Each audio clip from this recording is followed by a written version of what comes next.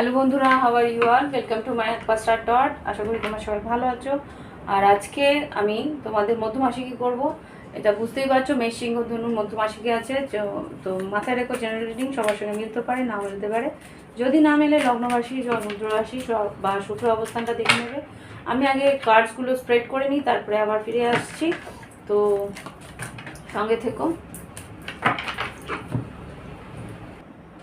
ওকে, এবার যেটা দেখছি, মেষ রাশি শুরু করব। মেষ রাশিতে দেখি কি আসছে। জুন 2024, কর্মক্ষেত্র, আর্থিক পরিস্থিতি, সাধারণ জীবনে যা দেখতে পাচ্ছি, 5 of wands, 10 of wands, 2 of swords, আর এখানে 10 অফ পেন্টিকলস। আর্থিক উন্নতি তো বেশ ভালোই আছে, সেটা বুঝতে পারছি।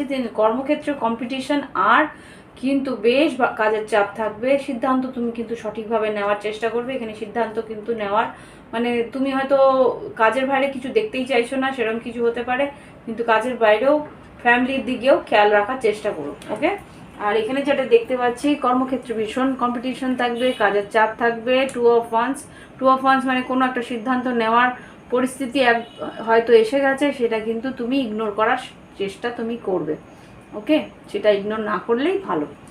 আর লাভ লাইফে যদি দেখি, লাভ লাইফে কিন্তু এখানে ডিভাইন টাইমিং, এখানেও কিন্তু ডিভাইন টাইমিংয়ের কথাই বলছি। টাইমটাকে তোমার কিন্তু এই 15 দিনের মধ্যে টাইমটা কিন্তু ভীষণ কম থাকবে, খুব দ্রুত তোমাকে কাজের এগোতে হবে। এখানে ডিভাইন টাইমিং আর অ্যাডভেঞ্চার। লাভ লাইফে হয়তো তোমার পার্টনার হয়তো কিছু বেড়াতে যেতে চাইবে, বা তোমার একটু সঙ্গ চাইবে, সেই জায়গাটা কিন্তু তাকে একটু সময় দিও, তাহলে কিন্তু এই লাভ লাইফের সময়টা খুব সুন্দর কাটবে যদি তুমি তাকে সময় দিতে পারো।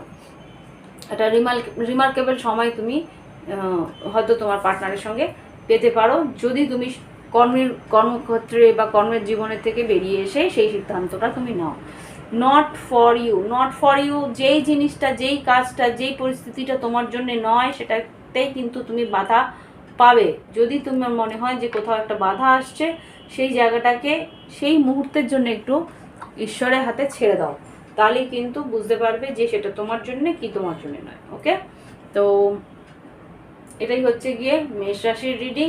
এটা 15ই জুন থেকে 31শে জুনের মধ্যে এরকম কিছু পরিস্থিতি আসবে। আর্থিক উন্নতি আছে, আর্থিক ক্ষেত্রে টাকা পয়সা আসবে, কিন্তু কর্মক্ষেত্রে বেশ কাজের চাপ থাকবে, বলেই দিলাম এগুলো। আর যে পরিস্থিতি তোমার জন্য নয়, সেটাকে তোমাকে ছেড়ে দিতে বলছে। এখানে যদি কোনো জটিল পরিস্থিতি দেখো, সেটা দাবার একটা বোর্ড, এখানে কোনো দরজা হয়তো বারবার তুমি নক করছো, সেটা কিন্তু খুলছে না, তার মানে কি সেটা তোমার জন্য নয়, তা সেটাকে তোমায় ছেড়ে দিতে হবে। তো ছেড়ে দেওয়াটাই শ্রেয়। ওকে, সেটা হয়তো সেই মুহূর্তে হওয়ার সময় নয়, সেই মুহূর্তে মানে ডিভাইন টাইমিং, সেই সময়টা হয়তো তোমার আসেনি, সেটা হয়তো পরে আসবে। ওকে, এবার আসবো সিংহ রাশি আর মেষ রাশি। তোমাদের যদি মনে হয় প্রাইভেট রিডিং নেবে, অবশ্যই নিতে পারো। তোমাদের যদি মনে হয় প্রাইভেট রিডিংয়ে নিলে তোমার একটা প্রবলেম সলভ হবে, তোমরা গাইডেন্সের জন্য নিতেই পারো। আর যদি নিতে চাও, এই ভিডিও ডিসক্রিপশন বক্সে হোয়াটসঅ্যাপ নাম্বার আছে, যোগাযোগ করতে পারো। কল করো না, হ্যাঁ, কল আমি তুলি না, মানে ওইখানে কল আসে না আর কি। যাই হোক, এবার দেখবো সিংহ রাশি। সিংহ রাশি যেটা দেখতে পাচ্ছি, 6 of wands, 3 of cups, strength card আর এস অফ সোর্স। এইখানে যেটা দেখতে পাচ্ছি, সিংহ রাশি তোমাদের কিন্তু নাম যশ খ্যাতি আছে, তোমার কর্ম দক্ষতা, কর্মক্ষমতা বাড়বে, তোমার লোকজন মানে তোমার কাজ লোকে অ্যাপ্রিসিয়েট করবে, মানে নাম যশ খ্যাতি আছে, তোমার বন্ধু বান্ধবের মুখে তোমার কাজের প্রসার হবে, এখানে যা দেখতে পাচ্ছি। স্ট্রেংথ কার্ড আর এই সব সোর্স, স্ট্রেংথ কার্ড আর এসে সাহস করে তোমাকে কিন্তু কিছু কিছু কাজে রিস্ক তোমায় নিতে হবে। আর্থিক উন্নতি আছে, আর্থিক উন্নতির দিকে এগোতে পারো, মানে নতুন কাজের দিকে তুমি এগোতে পারো, সেখানে আর্থিক উন্নতি আছে। ওকে, এখানে দেখতে পাচ্ছি বন্ধু বান্ধবের সঙ্গে কোনো পার্টি বা গেট টুগেদার, বা আত্মীয় পরিজনের সঙ্গে কোনো রকম পার্টি বা গেট টুগেদারও তুমি এই 15 দিনের মধ্যে হয়তো বা যেতে পারো। এখানে যা দেখতে পাচ্ছি, এখানে পার্টি বা কোনো ফাংশন বা ইনভিটেশনে তোমার আছে, তোমার বন্ধু বান্ধব বা আত্মীয় পরিজনের সঙ্গে দেখা সাক্ষাৎ হওয়ার সম্ভাবনা আছে। লাভ লাইফে যদি বলি, লাভ লাইফে কিন্তু অ্যাবান্ডেন্স আর হিলিং আছে। তোমার লাভ লাইফে তোমার পার্টনার কিন্তু তোমার কাছে থাকলে সে হিল ফিল করে, মানে বেশ একটা নিরাময়, মানে নিরাপদ ফিল করে। তোমার পার্টনার তোমার কাছে আসলে সেরকম ফিল করে, বা তুমি তোমার পার্টনারের কাছে গেলে তোমার আর্থিক উন্নতি আসবে, আর তুমি কিন্তু সেই স্নেহ মায়া মমতা দিয়ে নিজেকে বেশ একটা হিলিং, মানে নিজের মধ্যে একটা মানে স্নেহর একটা উপশম তুমি পাবে। দেখো এখানে স্ট্রেংথ কার্ডটাও যেরকম একটা হিলিং এর কার্ড, এখানে কি এই সিংহটা যে ওর মুখের মধ্যে, আমি আগে একবার বলেছিলাম সিংহের মুখের মধ্যে একটা হাড্ডি আটকে গেছিল, তো এমপ্রেস এই কিন্তু এমপ্রেসের যে যে আর কি সাম্রাজ্ঞী, সে কিন্তু সেই পোষা সিংহটাকে কাছে এনে তার মুখের থেকে সেই হাড্ডিটাকে বের করেছে। সে কিন্তু আহত হতে পারতো, কিন্তু সে না করে সেই সাহস দেখিয়েছে যে সিংহের মুখে তাকে হিল করার জন্য, সেই সিংহটাকে মানে সে রিস্ক নিয়ে কিন্তু তার সেই প্রাণীটার প্রাণ বাঁচিয়েছে। তো সেই জায়গা থেকে যদি বলি, তোমার পার্টনারও কিন্তু তোমার কাছে আসলে সেইভাবেই কিন্তু উপশম, মানে তার মনটা কিন্তু বেশ একটা কি বলবো হিল হয়, একটা স্নেহ মায়া মমতার একটা আবেশ পায়। ওকে, তো এখানে যেটা দেখতে পাচ্ছি তোমাদের যে গাইডেন্স দিচ্ছে সিংহ রাশি, এটা হচ্ছে ব্রিথ। তোমার যদি মনে হয় যে সম্পর্ক বা কোনো রকম কর্মক্ষেত্রে একটা অস্থিরতা আছে, তোমাকে কিন্তু বলছে প্রাণায়াম করো বা হিলিং নাও। তোমার কিন্তু তোমার একদম অপোজিট সাইনেই তোমার কুম্ভ রাশিতে কিন্তু তোমার 7th হাউসে কিন্তু কি আছে, শনিদেব আছে, তাই জন্য একটা 7th হাউসের তোমার কিন্তু শনির একটা দৃষ্টি তোমার দিকে আসছে। তো সেই ক্ষেত্রে তোমাকে বলছে যে তোমার কিন্তু একটু হলেও সেই হিলিংয়ের দরকার, সেই ক্ষেত্রে তোমাকে কিন্তু একটা ব্রিদিং এক্সারসাইজ বা প্রাণায়ামের প্রয়োজনীয়তা আছে। যদি তোমার মনে হয় ভীষণ টাফ হয়ে যাচ্ছে জীবনটা, তোমাকে কিন্তু বলছে নিজের জন্য একটু সময় বার করতে। ওকে, তো এই হচ্ছে তোমার রিডিং। এবার যদি মনে হয় প্রাইভেট রিডিং নেওয়া উচিত, তাহলে প্রাইভেট রিডিং নেবে। আর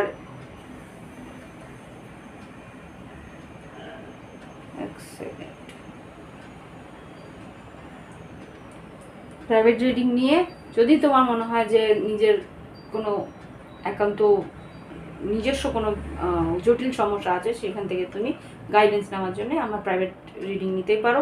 যদি নিতে চাও তাহলে এই ভিডিও ডেসক্রিপশন বক্সে হোয়াটসঅ্যাপ নাম্বার আছে, ইমেল আইডি আছে, যোগাযোগ করে আমার ফি স্ট্রাকচার জেনে রিডিং দিতে পারো। আর এখানে ব্রেসলেটের জন্য তুমি যোগাযোগ করতে পারো। আর এখানে ধনুরাশি যে দেখবো এবার, যে ধনুরাশি কী করতে পারে এই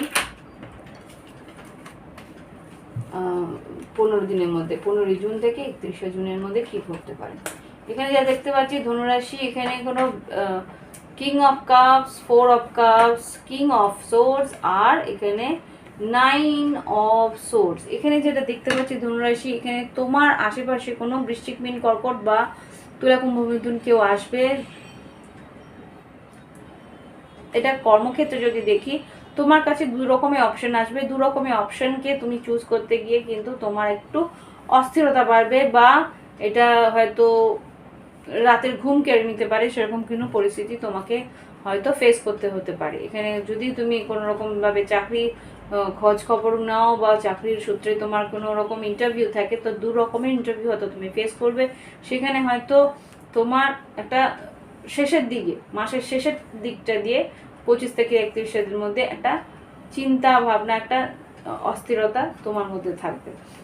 কর্মক্ষেত্রে যদি বলি, কর্মক্ষেত্রেও একটা নতুন কোনো প্রজেক্ট বা নতুন কোনো পরিস্থিতিতে তুমি থাকবে, সেখানে কিন্তু তোমাকে বলছে লজিক্যালি এগোতে, ইমোশনালি নয়। লজিক্যালি আর ইমোশনালি দুটোকে ব্যালেন্স করে এগোতে বলছে। হয় লজিক্যালি এগোলে ইমোশনটা লুজ করবে, মনের যে কর্মের যে কাজের যে একটা মানে কি বলবো একটা এনার্জি বা কাজের যে একটা ইন্সপিরেশন বা কাজের যে একটা উৎসাহ, সেটা তুমি হয়তো লুজ করবে। আর যদি লজিক্যালি এগোও তাহলে কিন্তু দুশ্চিন্তা হতে পারে বা কোনো রকমভাবে তুমি অ্যাংজাইটিতে ফিল করতে পারবে। তার দু রকমভাবেই তোমাকে ব্যালেন্স করে এগোতে বলছে। ওকে, লাভ লাইফে যেটা দেখছি, লাভ লাইফে কিন্তু তোমাদের এখানে কিন্ডার স্পিরিট আর লাভ, এখানে যা দেখতে পাচ্ছি তোমার যে ভালোবাসার মানুষটি আছে তোমাকে কিন্তু প্রচণ্ডই ভালোবাসবে। তোমার এসে হয়তো পাস্ট লাইফে কোনো কানেকশন, সেই জন্যে সে কিন্তু তোমাকে মিস করবে, তুমি তাকে মিস করবে। ভালোবাসার মধ্যে একটা ব্যালেন্স আমি এখানে দেখতে পাচ্ছি ধনুরাশি এই 15 দিনের মধ্যে। কিন্তু এখানে কিন্তু বলছে যে তোমাকে দুশ্চিন্তা করতে না, যদি তুমি মিসও করো একটু সময় দাও, সেই মানুষটা কিন্তু তোমার কাছে আবার ফিরে আসবে। সময় সাপেক্ষ ব্যাপার এখানে, কিন্তু এই মানুষটা তোমার জীবনে এসছে কোনো রকম তার অতীত জীবনে কোনো ভালো কর্ম ছিল যে তোমাদের সম্পর্কগুলো আবার একটা সেকেন্ড চান্স পাচ্ছে এই লাইফে। থিঙ্কার এখানে 4 এসছে, থিঙ্কার কিন্তু এখানে বলছে তোমাকে এখানে গাইডেন্স যেটা আসছে ধনুরাশি তোমাদেরকে বলছে ওভার থিঙ্কিং করতে না। ওভার থিঙ্কিং করতে কিন্তু ওভার থিঙ্কিং মানে দুশ্চিন্তা করতে না, চিন্তা করো, একটা পজিটিভ চিন্তা করো, সেই চিন্তায় কিন্তু লজিক্যাল থাকবে, সেই চিন্তায় কিন্তু প্রোডাক্টিভ চিন্তা, যে এইরকম এরকমভাবে প্ল্যানিং করে এগো, এখানে স্ট্র্যাটেজি করে এগো। কিন্তু দুশ্চিন্তা করলে কিন্তু সেই পরিস্থিতির বা সেই সিচুয়েশনে কোনো রকম সুরাহা তুমি পাবে না। ওকে, থিঙ্কিংটাও একটা ব্যালেন্স ওয়েতে করতে হয়। যখন মনে হবে যে না এখানে আমি ভেবেচিন্তে কোনোরকম কিছুভাবে কোনো কিনা পাবো না, সেখানে সেই ভাবনাটাকেই স্টপ করে দিতে হয়। তো সেই জায়গা থেকে তোমার যদি মনে হয় যে চিন্তা করে আমি লজিক্যালি বা একটা স্ট্র্যাটেজি করে এগোতে পারবো, সেইখানেই চিন্তার কিন্তু দাম আছে। ওকে, তো এই হচ্ছে রিডিং। ভালো লাগলে অবশ্যই লাইক দিও ধনুরাশি। আর যদি মনে হয় প্রাইভেট রিডিং নেবে নিতে পারো, ক্রিস্টালের সম্বন্ধে জানতে চাও তাও তুমি আমার সঙ্গে যোগাযোগ করতে পারো হোয়াটসঅ্যাপ নাম্বারে, এই ভিডিও ডিসক্রিপশন বক্সে হোয়াটসঅ্যাপ নাম্বার আছে। ওকে, ভালো থেকো, সুস্থ থেকো, উন্নতি করো, হ্যাভ ফান, বাই বাই।